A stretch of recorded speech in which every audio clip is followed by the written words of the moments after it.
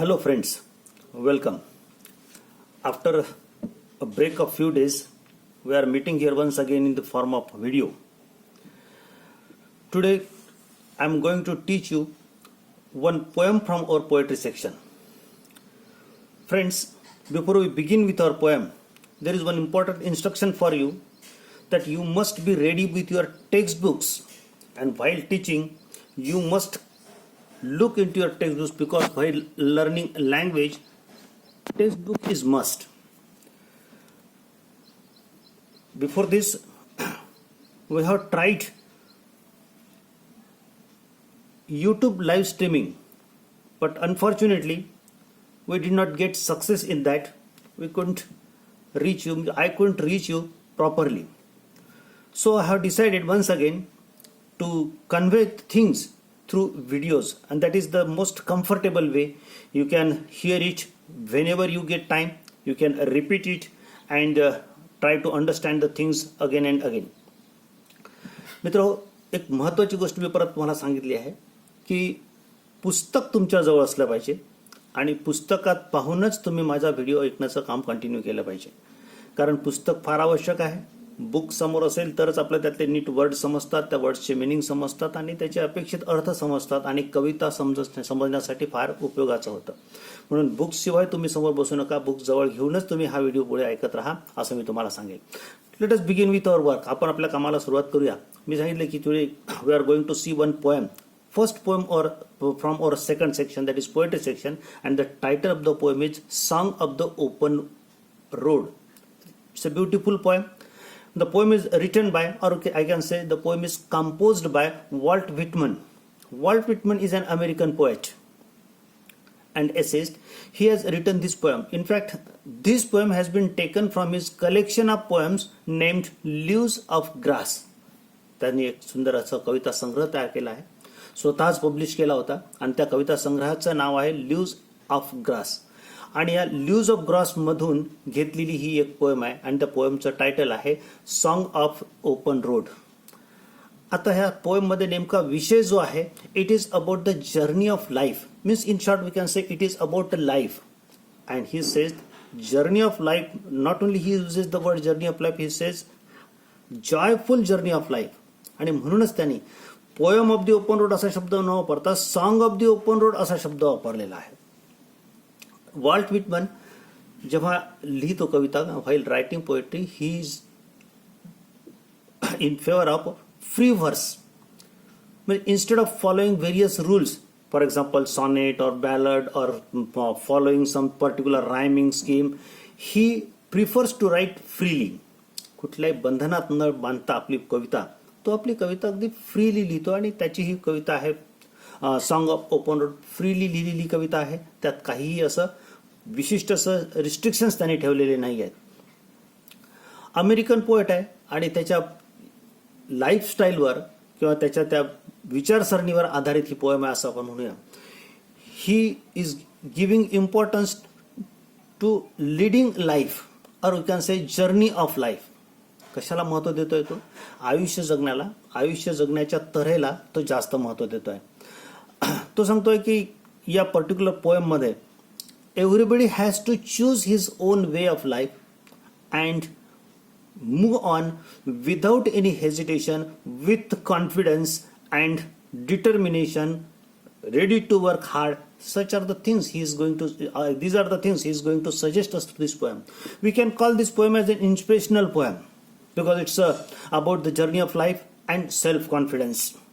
The message of this poem is message of happy life.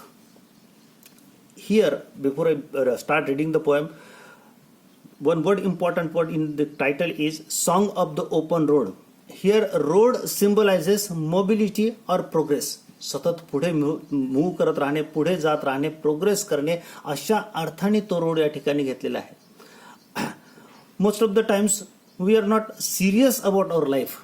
काय होतं, बहुतेक वेळेला आपण आपल्या आयुष्यात फार सिरियसली कधी विचार करत नाही, पण तो सांगतोय की वी मस्ट बी सिरियस. आपण आपल्या ही पोएम आपल्याला एक्झामसाठी स्टडी करायचीच आहे, but apart from that we must try to learn something from this particular poem that may be useful in our own life. आपल्या स्वतःच्या आयुष्यासाठी, स्वतःच्या जगण्यासाठी त्यातून काही फायदेशीर आपल्याला घेता आलं तर ते आपण नेहमीच घेतलं पाहिजे. आणि ही पोएम तुम्हाला तुमच्या लाईफमध्ये तुम्ही कसं पुढे जायला पाहिजे ते सांगणारी पोएम आहे असं आपण म्हणूया. म्हणून या पोएमला एक वेगळं महत्त्व आहे असंही मला वाटतं. ही पोएम ऑप्टिमिस्टिक आहे, आशावादी आहे. फ्रस्ट्रेट झालेल्या लोकांच्या मनामध्ये पुन्हा एक आशा निर्माण करणारी आहे. ती तुम्हाला शिकवते की you must be ready to accept life as it is. आपलं जीवन जसं आहे ते आपण आपल्या मर्जीने जगलं पाहिजे आणि आनंदाने जसं आहे तसं ते स्वीकारलं पाहिजे. जे मिळालं आहे त्याच्यात आपण सॅटिस्फाईड राहायला पाहिजे. अशा प्रकारच्या काही गोष्टी तो आपल्याला अतिशय सहजरित्या, सहज गतीने म्हणून आपण या कवितेमधून तो सांगतोय. आपलं लाईफ जॉयफुल कसं होऊ शकतं? We must live life without any tension, without worries. Without any tension याचा अर्थ आपण सिरियस राहायला नको असा होत नाही. आपण आपल्या आयुष्याच्या बाबतीमध्ये सिरियस असलं पाहिजे तरच आपण आयुष्याला व्यवस्थितपणे पुढे नेऊ शकतो. या ठिकाणी जो ओपन रोड असा शब्द वापरलाय, open road means the road that is free for all. Means anyone can work, anyone can travel on this road. It is free for all the common people असा ह्या अर्थाने ओपन रोड शब्द वापरलाय. So before discussing the things in the poem, let me read the poem first. मी पहिले नेहमीप्रमाणे आपली complete poem read करतो आणि याच वेळेला तुम्ही तुमच्या बुकमध्ये ती पोएम पाहायची आहे आणि then I will explain each stanza or each line of the poem. Look into the books now. आता पुस्तकात पहा काय आहे पोएम आपली. A foot and light-hearted I take to the open road, healthy, free, the world before me. The long brown path before me leading wherever I choose. Henceforth I ask not good fortune, I myself am good fortune. Henceforth I whimper no more, postpone no more, need nothing. Done with indoor complaints, libraries, careless criticism. Strong and content I travel the open road. The earth that is sufficient. I do not want the constellations any nearer. I know they are very well where they are. I know they suffice for those who belong to them. Still I carry my old delicious burdens. I carry them men and women. I carry them with me wherever I go. I swear it is impossible for me to get rid of them. I am filled with them and I will fill them in return. अशी ही simple poem आहे. Poem फार मोठी नाही आहे. He has written poem in 4 stanzas. आणि जसं मी पहिलेच म्हटलं की he prefers to write free verse. त्या स्टॅन्झाच्या लेंथ पण फिक्स नाही आहेत. वेगवेगळ्या स्टॅन्झाची लांबी वेगळी आहे, वेगवेगळ्या लाईन्सची राईम्स वेगवेगळे आहेत, रायमिंग स्कीम कुठे पर्टिक्युलर फॉलो केलेलं नाही. अशा पद्धतीची ही फ्री पोएम आहे. No come back to the first stanza. या पहिल्या स्टॅन्झावर आपण काय सांगतो? He is talking about the journey of life. आयुष्याच्या प्रवासाच्या बाबतीत तो आपल्याला काहीतरी सांगतोय, काहीतरी सांगायचा प्रयत्न करतोय. पहा काय म्हणतो. He says, I have started my journey. कसं? A foot and light-hearted, I take to the open road. A foot, on foot, like a common man, I have started my journey on foot. जसे असेल तशा अवस्थेमध्ये माझ्या प्रवासाला सुरुवात केली आहे. I take to the open road. जो रोड सर्वांसाठी खुला आहे. Means I have chosen my road. I have started my journey on an open road. The road that is common, that is free for all. Now, when he started his life, when he started his journey of life, what he finds? He says, healthy, free, the world before me. माझ्या समोर जे जग आहे, माझ्या अवतीभोवती जे जग आहे ते मला खूप छान, सुदृढ, छान, हेल्दी वाटतंय, फ्री वाटतंय. माझ्या समोरचं विश्व. The long brown path before मी. तो आपल्या समोरच्या जीवनाच्या त्या मार्गाला कसा शब्द वापरतोय? It's a long brown path. Brown path means आयुष्याचा प्रवास किंवा आयुष्याचा जो प्रवास ज्या रस्त्यावरून चालत असतो तो रस्ता इतका साधा प्लेन नसतो. तो काही फुलांचा गालीचा येतो. It's not a bed of roses. It is always full of ups and downs. आपल्या आयुष्यामध्ये नेहमी अप्स अँड डाऊन्स येत असतात. म्हणून त्या रोडला पाथ, ब्राऊन पाथ असा शब्द वापरतोय. डस्टी वे असा म्हणतोय. तो काही एकदम खूप स्मूथ असा नाही आहे. तो उंच सखल आहे, त्यात खाच खळगे आहेत आणि अशा त्या रोडवर तो आपल्या लाईफला लीड करतोय, आपलं जीवन पुढे नेण्याचा प्रयत्न. आपल्या प्रत्येकाचं आयुष्य असंच असतं.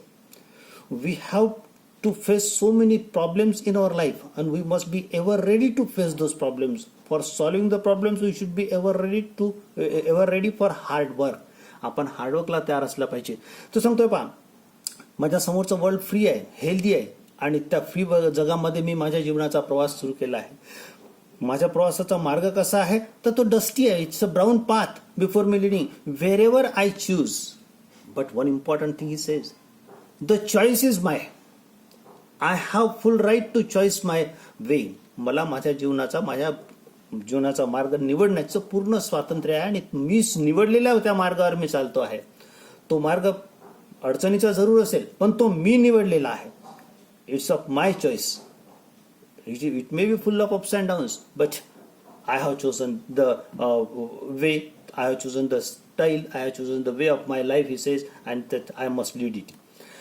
Henceforth I ask not good fortune as I have chosen it. मी तर निवडलेलं असल्यामुळे मला कोणाचं गुड फॉर्च्यून किंवा कोणाच्या फेवरची मला अपेक्षा नाही आहे. कोणी मला फेवर करावं असं मी अपेक्षा करत नाही आहे. I my self am good Fortune. काय अर्थ घ्यायचा या लाईनचा? I my self am good Fortune. Good Fortune म्हणजे सुदैव. तो म्हणतो की मला कोणी सुदैव फेवर करावं किंवा मला माझ्या दैवाची साथ मिळावी, नशिबाची साथ मिळावी, फेटचं फेवर असावं असं वाटत नाही.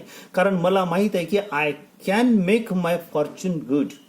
मी माझं दैव सुदैव बनवू शकतो. माझ्या स्वतःच्या बळावर मला माझं दैव घडवता येऊ शकतं असं तो म्हणतोय. आणि म्हणून तो म्हणतो की I ask not for good Fortune. मला काहीतरी चांगलं दैवाने द्यावं असं मी कधीच अपेक्षा करत नाही. माझं दैव माझ्या मेहनतीने मला स्वतः घडवायचं आहे याची मला पूर्णपणे जाणीव आहे असंही तो म्हणतोय.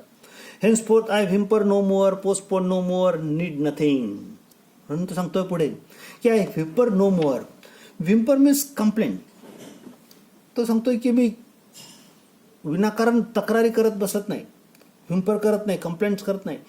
I don't go for excuses and postpone the actions. कुठलं तरी कारण शोधायचं आणि जे मला करायचं आहे ते डिले करायचं असंही मी कधी करत नाही असं सांगतो. I don't delay my actions. I don't Whymper, I don't postpone, I need nothing. मला कोणाकडून काही पाहिजे अशी कधी अपेक्षाच नाही. आय डोंट नीड नथिंग असं तो म्हणतोय. मला कोणी काही दिलं पाहिजे, कोणी मदत केली पाहिजे अशी एक्सपेक्टेशन तो ठेवत नाही. असं एक्सपेक्टेशन न ठेवणारा व्यक्ती आयुष्यात नेहमी पुढे जातो. जो कोणाकडून काहीतरी मिळेल, कोणाकडून काहीतरी मदत होईल अशी अपेक्षा ठेवून सतत वागतो ना, तो व्यक्ती फेल्युअर राहू शकतो. आणि तो सांगतो की जर तुम्हाला सक्सेसफुल व्हायचं असेल जीवनामध्ये, तो स्वतःच्या उदाहरण सांगतो की मी असं कधी करत नाही. म्हणजेच तुम्हीही असं करू नका. आयुष्यात कुठली अपेक्षा ठेवू नका. दैवावर विसंबून राहू नका. तुमचं दैव तुम्ही स्वतः घडू शकता. तुमचा जीवनाचा मार्ग तुम्ही स्वतः निवडू शकता. स्वतः निवडलेल्या मार्गावर चालताना अडचणी जरूर येतील, पण तुम्ही त्याला फेस करायला तयार देखील असलं पाहिजे. पुढे काय म्हणतो पाहतो. He has chosen his way and he has started his journey of life. Done with indoor complaints, libraries, careless criticisms. I am fed up. I am fed up with complaints. No, there is no complaint. I am fed up sitting ideally at one place and doing nothing. एकाच ठिकाणी निष्क्रियपणे बसून राहण्याचा मला आता कंटाळा आला आहे. Reading books, पुस्तकं वाचून लोकांचे विचार समजून घेण्याचा मला आता कंटाळा आला आहे. क्वेरीलेस क्रिटिसिझम म्हणजे इरिटेटिंग कंप्लेंट्स करणे किंवा इरिटेटिंग एक्सक्युजेस देणे याचा मला आता कंटाळा आला आहे. तो सांगतो की आता हे सगळं मी करत बसणार नाही. आपण पाहतो की मोस्ट ऑफ द टाइम्स आपण आयुष्यामध्ये हेच करतो. करत काही नाही आणि फक्त तक्रारी करत राहतो. निष्क्रिय असतो आणि परिस्थितीला दोष देत राहतो. तो म्हणतो की हे आता मी करणं सोडून दिलं आहे. मी आता कुठल्याच गोष्टीला एक्सक्यूज देणार नाही, कुठल्याच गोष्टीची तक्रार करणार नाही. जे आहे तसं मी ते स्वीकारेल आणि त्याच्यासोबत पुढे जाईल असं तो सांगतोय. पुढे आणखी काय म्हणतो पाहतो. Strong and content I travel the open road. He is confident. म्हणतो की मी पुरेसा स्ट्रॉंग आहे. मला माझ्या स्वतःच्या क्षमतेवर पूर्ण विश्वास आहे की I can travel the journey. Strong मनुष्य केव्हा राहू शकतो? सेल्फ कॉन्फिडंट केव्हा शकतो? जेव्हा तो सेल्फ कॉन्टेंटेड असतो, सॅटिस्फाईड असतो. आपल्याला आयुष्यामध्ये कंटेंटमेंट पाहिजे, सॅटिस्फॅक्शन पाहिजे. आपण जर आहोत तिच्यामध्ये समाधानी असलो तर आपण आपला जो लाईफचा जर्नी आहे तो अतिशय चांगल्या रीतीने पुढे नेऊ शकतो. तो सांगतो की मी स्ट्रॉंग आहे, कॉन्टेंट आहे.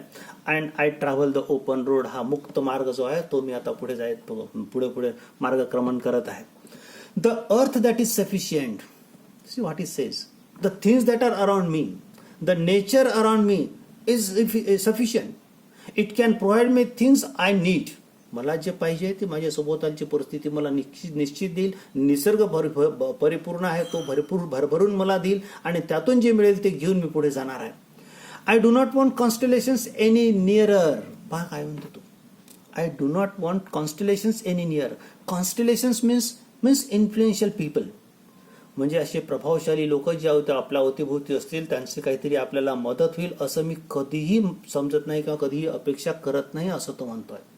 सोबतच आणखीन तो एक वेगळी गोष्ट याच्यामध्ये घेतोय. तो काय म्हणतो पहा. I do not want the constellations any nearer. Constellations means destiny, favour, और sometimes even favour of stars we can say. आपण म्हणतो ना की ग्रहाची साथ मिळाली पाहिजे, नशिबाची साथ मिळाली पाहिजे. तो म्हणतो की मला ग्रहताऱ्याची काही अपेक्षा नाही की त्यांनी माझ्यासाठी काही करावं, त्यांनी माझ्यासाठी फेवर करावं. तो म्हणतो की जे जिथे आहे ते तिथेच ठीक आहेत. ते ज्यांच्यावर विश्वास असेल त्यांच्यासाठी ते काय करायचं ते करत असतील, मला त्यांची गरज नाही असं तो म्हणतोय. आय डू नॉट वॉन्ट, स्पष्टपणे म्हणतोय, constellations any near. I know they are very well where they are. म्हणतो की हे ग्रह तारे जिथे आहेत तिथेच ते ठीक आहे. I know they suffice for those who belong to them. म्हणतो की दे मे वर्क और they should work for them who expect something from them. त्यांच्याकडनं ज्यांना अपेक्षा असेल त्यांच्या अपेक्षा पूर्ण करण्याचं काम त्यांनी स्वतः खुशाल करावं. मला त्यांच्याकडनं कुठली अपेक्षा नाही आणि त्यांनी माझ्यासाठी काही केलं पाहिजे असंही मी अपेक्षा करत नाही असं तो म्हणतोय. मला कुठल्या प्रभावशाली व्यक्तीचा, आकाशातील ग्रहताऱ्यांचा, कोणाच्याही बाबतीमध्ये काही अपेक्षा नाहीत असं सांगतोय. कारण because I am confident that I can lead my life on my on. मला आयुष्यात जे काही मिळवायचं असेल ते मला स्वतःच्या बळावर मिळवायचं आहे आणि ती मिळवण्यासाठी मला माझ्या मनामध्ये आत्मविश्वास आहे असं तो सांगतो आहे. कॉन्टेंटमेंट, सेल्फ सॅटिस्फॅक्शन, डिटर्मिनेशन असे सगळे शब्द या ठिकाणी फार महत्त्वाचे आहेत आणि तेच शब्द आपल्याला आपल्या आयुष्यामध्ये उपयोगाचे असतात. पोएम स्वतःच्या लाईफच्या जर्नीच्या बाबतीमध्ये सांगताना आपल्याला इनडायरेक्टली खूप चांगल्या गोष्टी सजेस्टही करतोय. ती त्याची सजेशन्स जर आपण घेतली ना तर we can say that we have understood the poem completely. पुढे काय म्हणतो पहा अजून तो. I know they are very well where they are. I know they suffice for those who belong to them. Still I carry my old delicious burdens. आता शेवटच्या स्टेंजामध्ये तो एक वेगळ्या विषयाला हात घालतो. त्याला असे म्हटलं जातं की इट्स अन आफ्टर थॉट. म्हणजे एकदा कम्प्लीट पोएम लिहिल्याच्या नंतर मग नंतर त्याला जे सुचलं ते त्याने याच्यामध्ये ऍड केलं. काय विषय पहा काय आहे. No, he is leading his journey of life. While leading his journey of life, there are so many things around him. And there are things, rather I would like to use another word for that, there are so many responsibilities with him. अवतीभोवती अनेक अशा गोष्टी आहेत, अनेक अशा जबाबदाऱ्या त्याच्यावर आहेत असं त्याला. आणि त्या जबाबदाऱ्यांना, त्या रिस्पॉन्सिबिलिटीला तो बर्डन असा शब्द वापरतोय. But he is not calling them only burden, he calls them delicious burden. ती जी जबाबदारी आहे त्याच्या रिस्पॉन्सिबिलिटीज आहेत त्याला तो अगदी मजेशीर अशा, आनंददायी अशा जबाबदाऱ्या असं म्हणतोय. म्हणजे त्या जबाबदाऱ्या पार पाडताना मला आनंद वाटतो, आनंदाने मी स्वीकारलेल्या त्या माझ्या जबाबदाऱ्या आहेत असं तो म्हणतोय. तो कसं की still I carry my old delicious burdens. Now old delicious burdens, the things that happen, that have helped him, that work in his life in the past.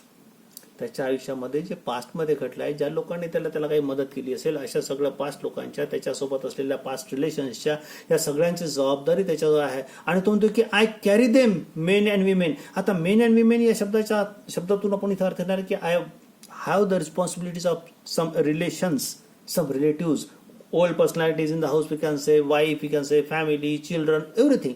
Main and women मध्ये आपण इन्क्लूड करू शकतो. ह्या सगळ्यांच्या ज्या जबाबदाऱ्या आहेत त्या टाळून मी कुठे जाणार नाहीये. I don't want to disown them. I don't want to avoid them. I will carry them with me. मी ह्या सगळ्या जबाबदाऱ्या माझ्या सोबत घेऊन पुढे जाईल असं तो म्हणतोय. I carry them with me wherever I go.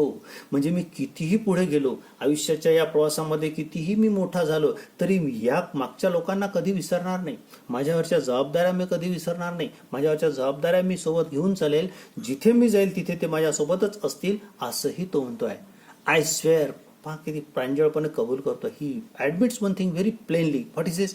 I swear it is impossible for me to get rid of them. I cannot get rid of them. मी त्यांच्यापासून स्वतःला वेगळं करू शकत नाही. I cannot run away from my responsibilities. I have some responsibilities and I must carry them with me. माझ्या responsibilities पासून, माझ्या जबाबदारीपासून मी पळून जाऊ शकत नाही. माझ्या काही जबाबदाऱ्या आहेत आणि त्या मला स्वतः पार पाडल्या पाहिजे याची त्याला पूर्णपणे जाणीव आहे. तंतु की मी आयुष्याच्या प्रवासाचा मार्ग स्वतः निवडला आहे. खडतर मार्ग असला तरी तो मी निवडलेला असल्यामुळे मी पुढे जातोय आणि मी तो पुढे नेऊ शकेल असे मला खात्री आहे. मला कोणाच्याही फेवरची गरज नाही. नेचर मला जे काही पाहिजे ते भरभरून देणार आहे. त्याच्या मदतीने मी माझा मार्ग पुढे करतोय. कुठल्या स्टार्सची, कुठल्या प्रभावशाली व्यक्तीची मला माझ्या आयुष्यात आवश्यकता वाटत नाही. त्याची ज्यांना आवश्यकता वाटत असेल त्यांच्यासाठी त्या तारांना काम करते. But I don't want any favour from them. I swear it is impossible for me to get it of them. पहा किती सुंदर सांगतोय की मला माझ्या जबाबदाऱ्यांपासून पळून जाणं कठीण नाही, अशक्य आहे हे मला माहिती आहे, आणि म्हणून मी त्याच्यातून पळून जाण्याचा प्रयत्नही करणार नाही. I am filled with them. आता या लास्ट लाईनमध्ये सेन्स ऑफ ग्रॅटिट्यूड आहे, एक कृतज्ञता आहे. तो म्हणतो की the people who came in my life, the relations who are around me, so I have earn a lot from them. जे लोक माझ्या अवतीभोवती आहेत, जे लोक माझ्या आयुष्यामध्ये आले आहेत, त्यांच्यापासून मला खूप काही मिळालेलं आहे. आणि खूप काही मिळालेलं असल्यामुळे आता माझी जबाबदारी आहे की मी त्यांना काही दिलं पाहिजे. तो सांगतो I am filled with them, म्हणजे मी जे काही मिळालं मला भरभरून ते त्यांच्याकडून मिळालं आहे. And I will feel them in return. आणि आता मला त्यांचा मोबदला चुकवण्याची वेळ आलेली आहे. त्या माझी जबाबदारी आहे की आता मी त्यांना काही परत दिलं. फॉर एक्झाम्पल कसं our parents do a lot for us. Now when we grow up, when we are grown up, we can say, and when they are old, now it is our responsibility to give them happy life. They have worked a lot for making us happy, so in their old age it is our responsibility to make them happy. This is what he calls as a delicious burden. त्याची ही जबाबदारी आहे, पण ही जबाबदारी सुद्धा त्याला सुंदर वाटते. ह्या सुंदरशा वर्ल्डली रिस्पॉन्सिबिलिटीज मला टाळता येणार नाही आहेत, आणि त्या मला सोबत घेऊन पुढे गेलं पाहिजे असं तो म्हणतोय. In short we can say this poem suggest us और gives us the key of happy life. आनंदी जीवनाचं आपल्याला एक की देते असं म्हटलं तरी फारसं बिघडणार नाही असं आपण म्हणूया. म्हणजे की लोकांनी मला आनंदी करण्यासाठी कष्ट केले, आता मी त्यांना त्यांच्या उतारव्यामध्ये आनंदी करण्याचा प्रयत्न केला पाहिजे. आपल्याला जर सक्सेसफुल आणि हॅपी लाईफ जगायचं असेल तर we must be in touch with reality. वास्तविकता काय ती समजून घेतली पाहिजे, तिच्या संपर्कात राहिलं पाहिजे. विनाकारण खूप मोठमोठी स्वप्न बाळगण्यापेक्षा आपल्याला जे जमतं, जे झेपतं त्या पद्धतीचा आपण आपला मार्ग निवडला पाहिजे, आणि त्या मार्गावर आपण आनंदाने पुढे गेलं पाहिजे. आणि पुढे जात असताना आपण आपल्या सगळ्या ज्या काही एबिलिटीज आहेत त्या व्यवस्थित यूज केल्या पाहिजे. आपलं जबाबदाऱ्या असतात, आपले अटॅचमेंट्स असतात, आपले रिलेशन्स असतात, त्या रिलेशन्सला सुद्धा आपण न विसरता पुढे नेलं पाहिजे. म्हणून तो सांगतोय की song of the open road म्हणत असताना तुम्हाला जॉयफुल जर्नी तुमच्या लाईफचा करायचा असेल तर तुम्ही कसा तो करायला पाहिजे ते या पोएममधून सांगायचा प्रयत्न केला आहे. काही इम्पॉर्टंट थिंग्स याच्यामध्ये त्यांनी सजेस्ट केल्या आहेत, आणि ते सजेशन्स जर आपल्याला लक्षात आले तर definitely we can lead our life happily असंही आपल्याला म्हणतो. एक सिंपल पॉईंट त्यांनी या ठिकाणी दिला आहे. या सांगण्यात त्याचं एक लक्षात येतं की life is never easy. It is full of hardships, it is full of challenges, and we should be ever ready to prepare those challenges, to face those challenges. We must be ever prepared, we can say, to face those challenges. ते चॅलेंजेसला face करण्यासाठी आपण नेहमी prepared असलं पाहिजे असं तो आपल्याला या पोएममधून सजेस्ट करतो आहे. Song of the open road, how to lead life happily, that is the important thing. अशी ही पोएम आहे. Let us read the poem once again at home, try to understand the things, and if you come across